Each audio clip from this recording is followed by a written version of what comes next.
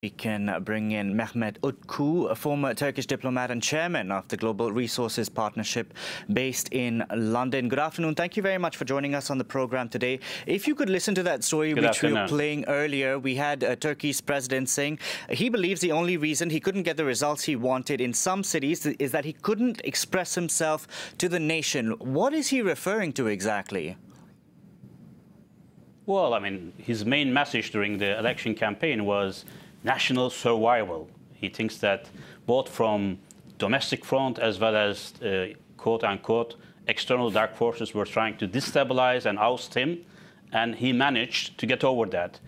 Actually, when you look at the results, still surprisingly, President Erdogan is in power, and because we know that this local election is not going to change his position as president until June 2023, but he has done well comparatively.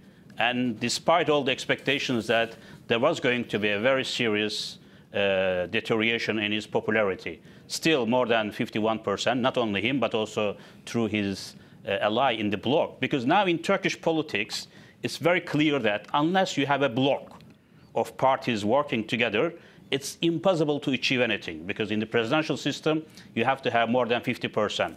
So in this election, he worked with MHP, the neo-nationalist party.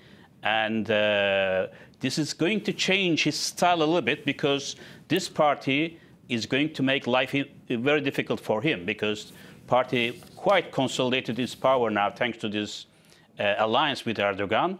And the language of President Erdogan and his government will not be so different than what we experienced so far, because now there is a window of opportunity.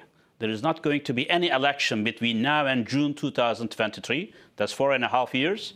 And if he changes mindset and confrontational style, then he might tackle effectively all the challenges ahead of him. Yes, but overall he may have come out on top, but he could be set to lose Istanbul, a city which he considers the greatest prize of all.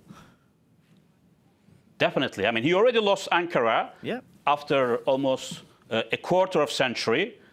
Under AKP, and now he's set to lose Istanbul. I mean, it's not finished yet, but all the indications show that the CHP candidate will win it. This is going to be a very big loss for Erdogan, because he's losing 3 big cities, Ankara, Istanbul, Izmir. Then also opposition regained some of the coastal provinces. So in that regard, although in terms of votes, not much change, because I don't think opposition gained much, except these critical mayoral positions, especially in the metropolitan. So this is going to affect Erdogan's power somehow, although we all say that it's not about the political landscape in general going forward, it's the local election. But President Erdogan himself turned this election into a referendum for himself. Exactly. Therefore, there will be some consequences. And he said in his post-election speech that he learned lessons from the people's vote. I hope he did, because what Turkey needs right now is a more constructive and embracing approach with a change of mindset and the governance system.